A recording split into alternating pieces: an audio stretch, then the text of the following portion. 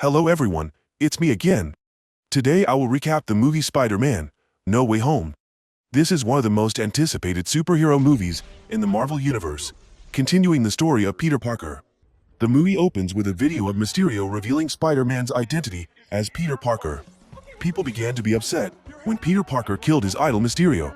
Peter hugged MJ and flew through the buildings. Peter's information spread everywhere at a dizzying speed. Just when he was taking a break, he was discovered by the people.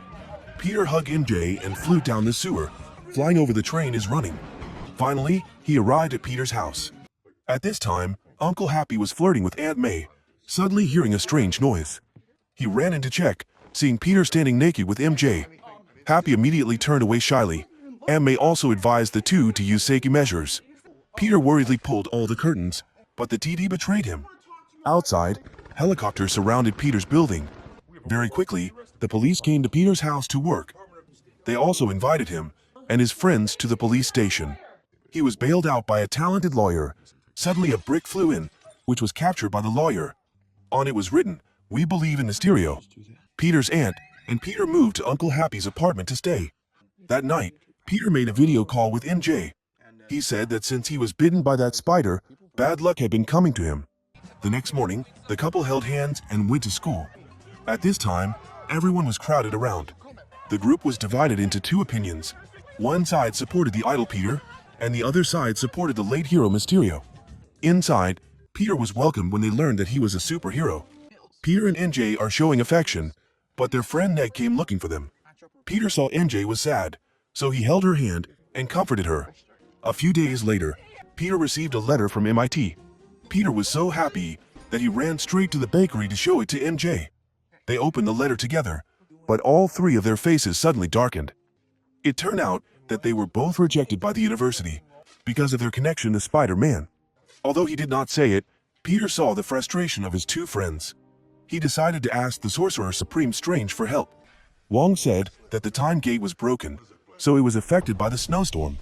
Dr. Strange asked Peter to tell him what happened. Peter asked him to help Peter reverse time. Strange also wanted to help Peter, but he no longer had the time stone.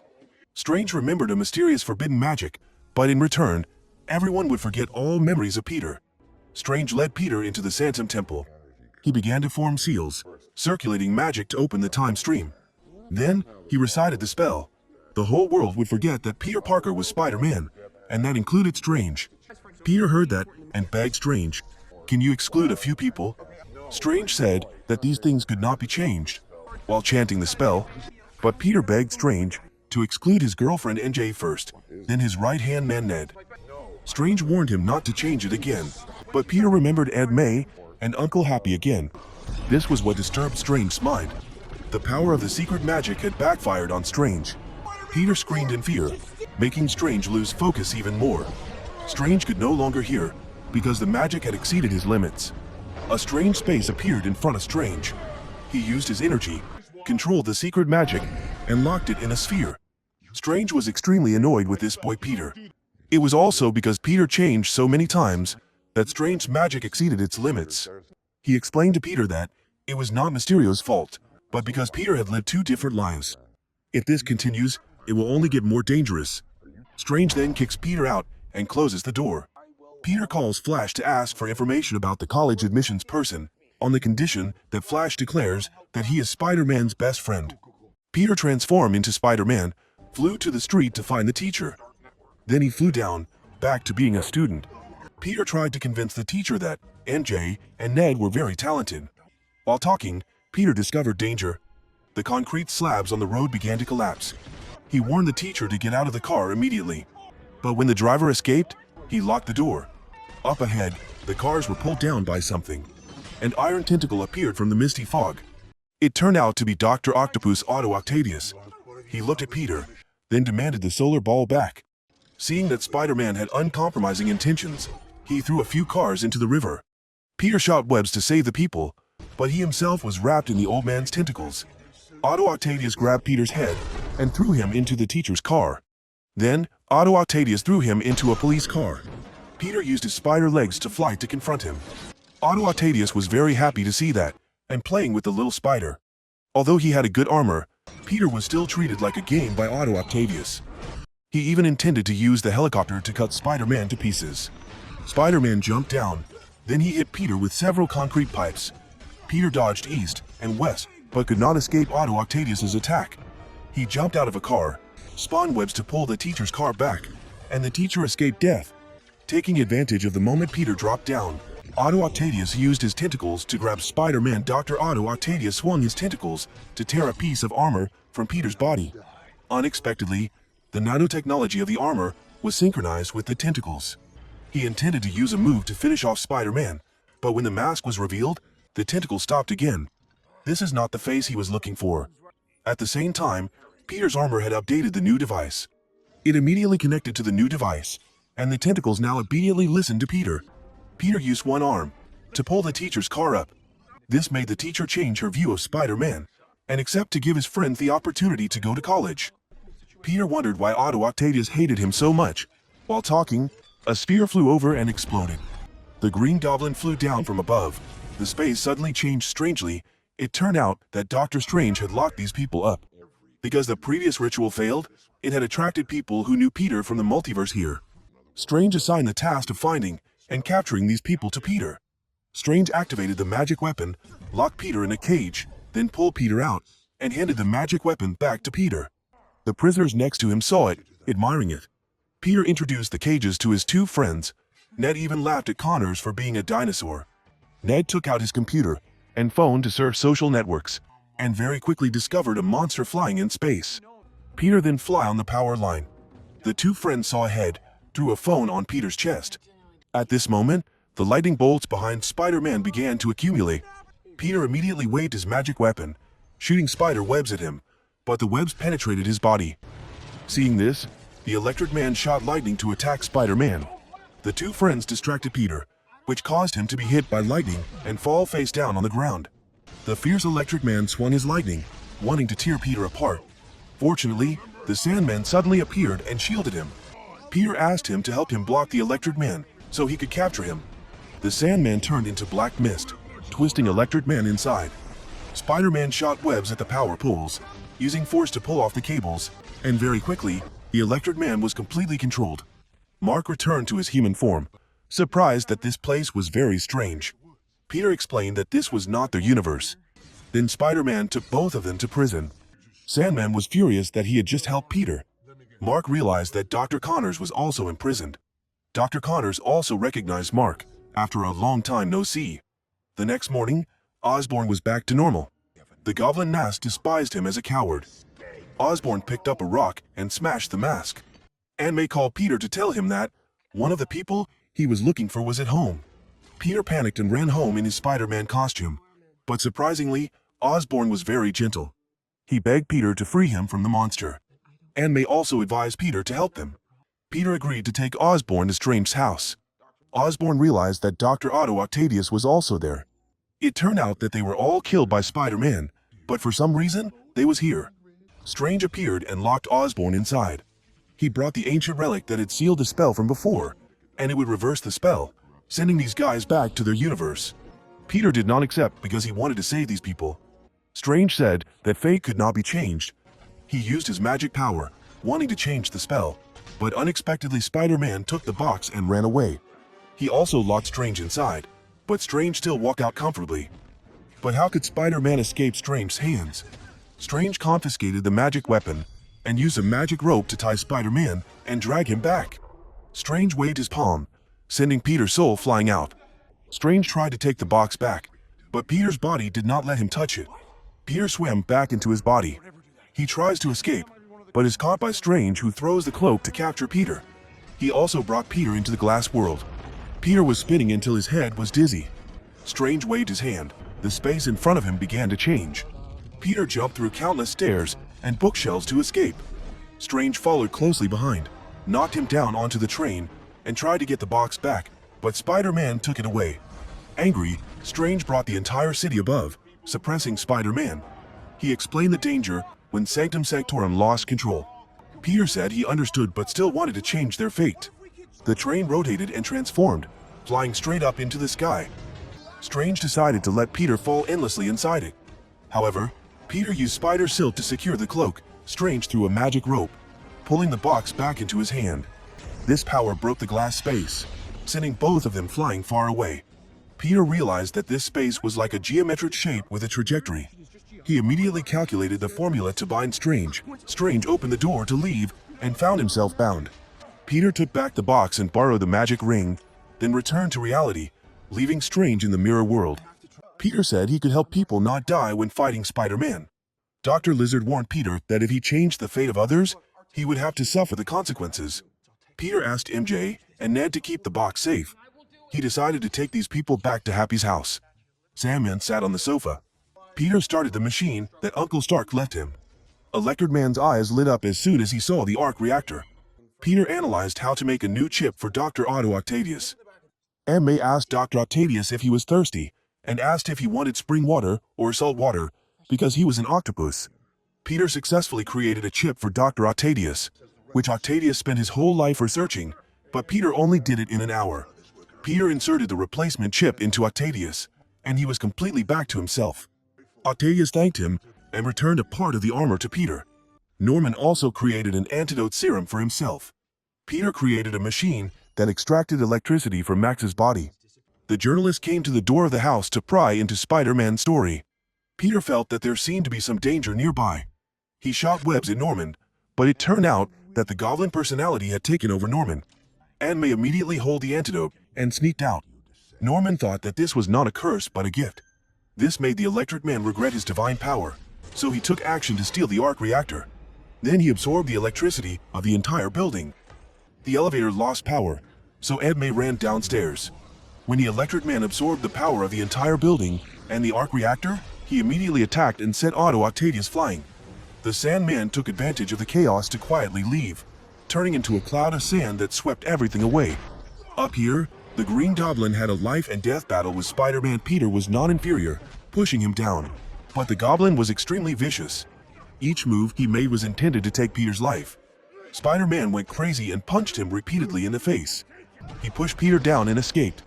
Peter climbed out, but was ambushed by Kirk Connors. The Goblin took the opportunity to hug him and jumped straight down. Aunt May ran down and bumped into Norman. Norman strangled Peter, criticizing him for being too cowardly and weak. Aunt May took advantage of the opportunity to inject the serum into him, but unexpectedly, it was a fake. He grabbed Peter's neck and intended to use the hoverboard to skewer Peter to death, but the hoverboard flew straight at Aunt May.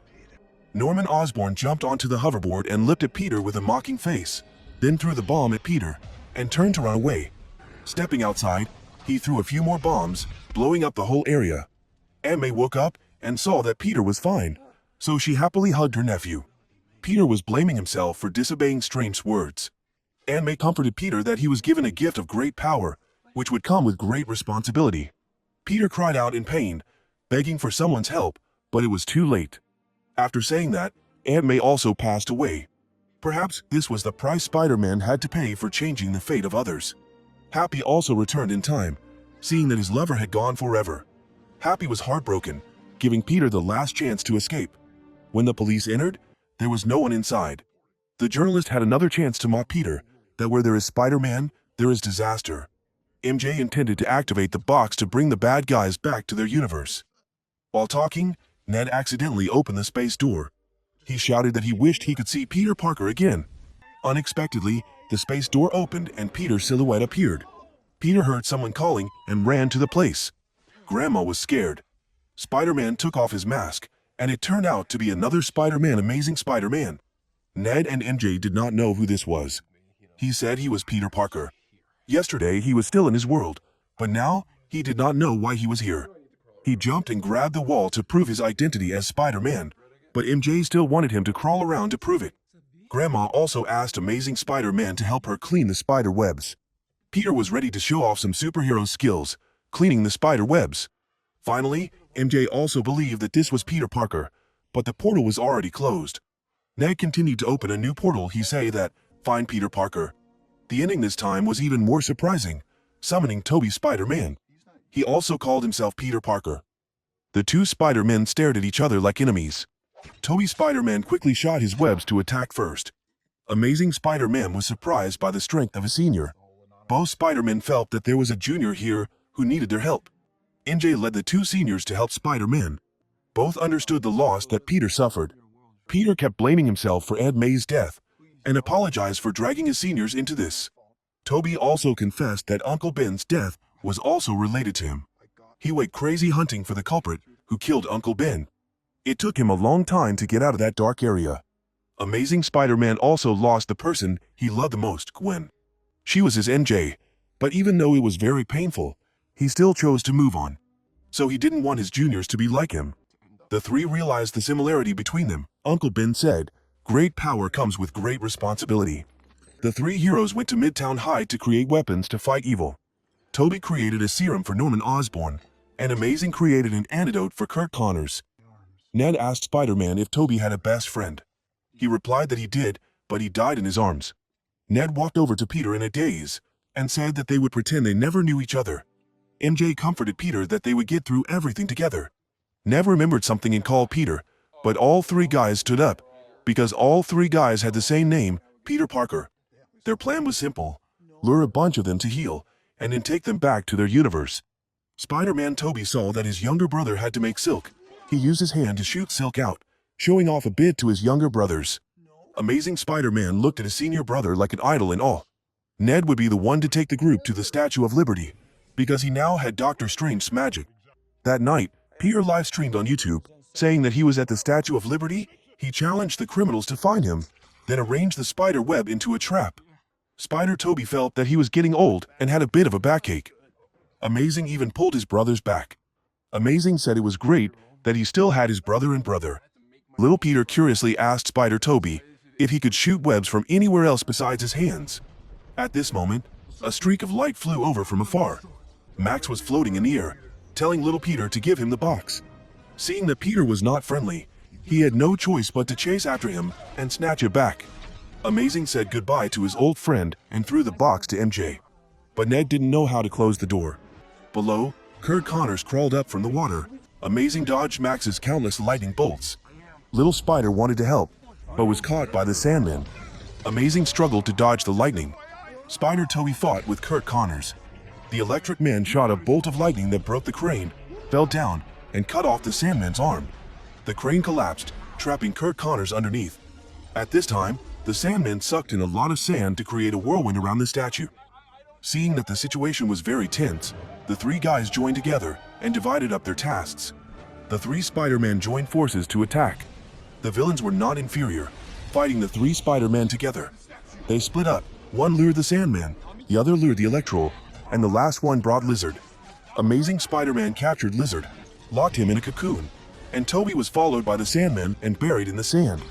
Amazing Spider-Man jumped into the air and threw a magic weapon to the youngest Spider-Man. The youngest Spider-Man turned on the device and threw it to Toby. The divine light illuminated an area, causing the Sandman to return to normal. The three Spider-Men returned to a place to celebrate. Electro went crazy and shot lightning at all three guys. The three Spider-Men split up to hold his two arms, but were all defeated. In the end, the youngest Spider-Man was electrocuted and hung in the air, while the eldest Toby was shot to the ground. Kurt Connors escaped the trap and saw the space door. He rushed like crazy, wanting to tear the two people apart and take back the treasure. Amazing kicked him, then he and the old man decided to fight to the death, but Connors threw him aside and ran after the box. On this side, Electro was happily torturing the youngest Spider-Man. Toby was about to fly up and pin the device to him, but Dr. Octopus caught him. He said he would deal with Spider-Man, but in fact it was a diversion. He controlled the Electric Man himself, then stole the arc reactor and activated the device, draining all the electricity in his body. On this side, Connors tried to chase after Ned and MJ. Ned opened the space door, causing the water in the river to push Connors back. MJ threw Amazing a bottle containing the antidote gas. Connors bit into the gas, which covered his body and gradually returned to his human form. Ned opened the door again, wanting to go back, but unexpectedly rescued Strange. He took back his magic weapon, then asked Ned who opened the gate. Max told Amazing that he was out of power now, no need to fight anymore. Otto Octavius held the arc reactor and praised, "The kids are so smart now." He was happy to see his student Peter who had grown up. Strange blamed the boy for making him float for 12 hours. Strange was surprised to see three Spider-Mans in front of him at the same time. The Green Goblin returned to throw a grenade at Strange. He grabbed the box and ran away, but was caught by Otto Octavius. Strange used a magic rope to retrieve the box. All three Spider-Man saw a grenade in the box. The terrible explosion caused Captain America's shield to fall, dragging MJ along. The Green Goblin wrapped around the little Spider-Man and flew away. Amazing saw this and immediately jumped to help MJ escape death. This reminded him of his lover. Strange failed to suppress the spell, causing it to spread throughout the universe. The shield collapsed from above. Spider-Man and Dr. Octopus took turns saving people. Ned was protected by the cloak. The space cracks grew larger and larger, bringing creatures from the multiverse. Strange stood on the altar, swinging his pawn to strike the void to reconnect the twisted spaces. Spider-Man broke the flying board, causing the Green Goblin and himself to fall to the ground. Norman criticized Peter for being cowardly and weak, then swung his knife wildly at him. The unequal battle ensued. Norman wanted to kill Peter with every move. Peter shot webs, dragged the Norman without giving in. Peter hit Norman and used a flying board to finish Norman off, but was stopped by his older brother Toby. The Green Goblin took the opportunity to stab Toby. He smugly thought that May's death was Peter's fault. Amazing threw the serum for Spider-Man to inject into Norman. Norman quickly regained his senses and did not know who he had hurt. Toby saw the space before his eyes change, thinking he was about to die. Countless strangers from the multiverse appeared from inside the cracks. Strange said that they were all attracted by Peter. Spider-Man wanted Strange to continue the ritual, to make the whole world forget who he was. Strange looked at Peter as a relative, and told him that he did not need to call Strange sir anymore, just call him senior. Then he told Spider-Man to say goodbye to everyone. Peter flew to thank the two brothers for helping him. He considered the two Spider-Man as his elder brothers in the family. Then, Peter flew to hug his two best friends. Peter said that this was probably the last time they would talk to each other. He would find Ned and MJ again in the future. MJ was afraid that he would no longer remember that Peter was a very important person to him. Ned gave his best friend a final high five and hugged his best friend. Peter hugged MJ and gave her a warm kiss. Up above, Strange had performed a spell. A divine light sent the people who did not belong to this universe away. The two Spider-Men also said goodbye to each other. Peter said goodbye to his two friends for the last time and flew away. Strange used magic to make the void holes disappear. Now, perhaps no one would remember Peter Parker as Spider-Man anymore. The old journalist was still on TD digging up who that Spider-Man was. Peter went to NJ's bakery. Seeing NJ waving but saying hello to Ned, Peter asked NJ for a cup of coffee. Now Ned and NJ have been accepted to MIT. Peter congratulated NJ on being accepted to MIT. NJ looked at Peter and felt very familiar with him. Peter saw the scratch on her forehead, asked NJ if it hurt. Peter tried to look at NJ for a long time, then thanked her and left. Peter visited Aunt May's grave, gave her a flower. Uncle Happy also came to this place, asked Peter if he knew her. After a while of not seeing each other, Happy seemed to have aged. Peter returned to the old house, which was very empty inside. He decided to become Spider-Man with the ideal that Aunt May had told him. The greater the power, the greater the responsibility. In a scene introducing the sequel, Eddie and Venom asked for news about the Avengers. He decided to go to New York to find Spider-Man. Venom used his magic to disappear. The movie ended here. Perhaps when changing someone's fate, you have to accept the consequences. Spider-Man is no longer alone when he knows he still has two brothers. Although Spider-Man's fate is always bitter, perhaps the fate of the world depends on this guy. I wonder what will happen when Venom joins the Spider-Man hero. Thank you very much for supporting the channel to develop like today. If you find it interesting, please give me a like and a comment about this movie. Especially, please subscribe to the channel to follow my movie recap. See you again, my dear friends.